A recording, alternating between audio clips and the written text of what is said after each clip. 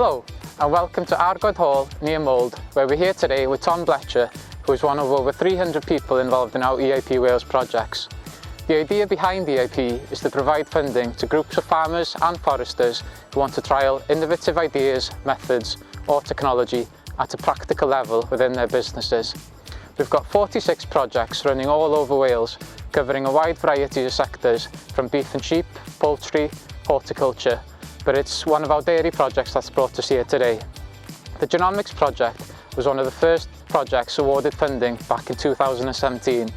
It involved a group of 9 dairy farmers from across North Wales who wanted to investigate the benefits of using genomics testing when making breeding decisions.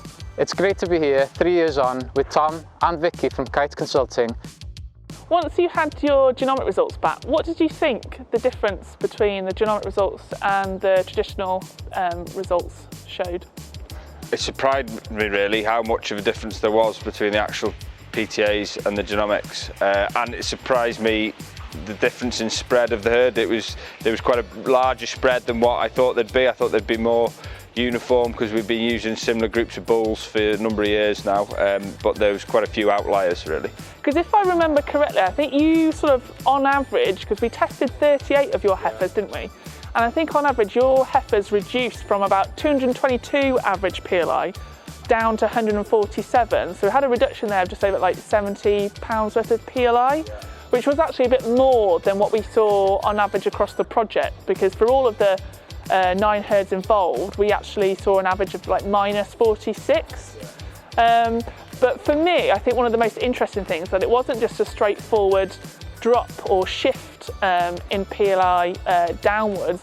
We actually saw a re-ranking of those animals, because I think you had a couple of great examples, didn't you?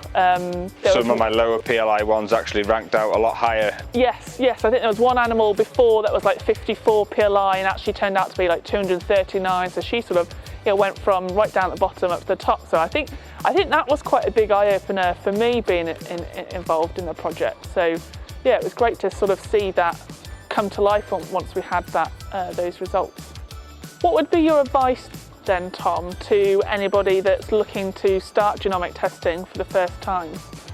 I think you've really got to go into detail, because sometimes it might not be the answer for everyone.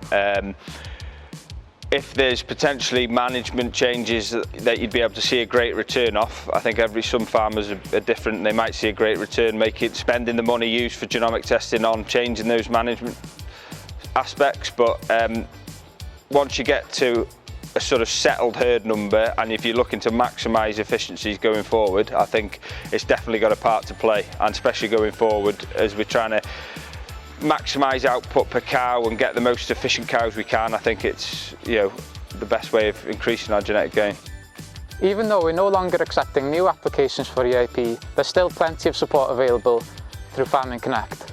For example, the advisory service offers tailored support on business planning or a range of technical topics. Support is up to 80% funded for individuals or 100% funded for groups. If you want to know more about this genomics project or the work being done through EIP or the support available to you, please visit the Farming Connect website or contact the local development officer.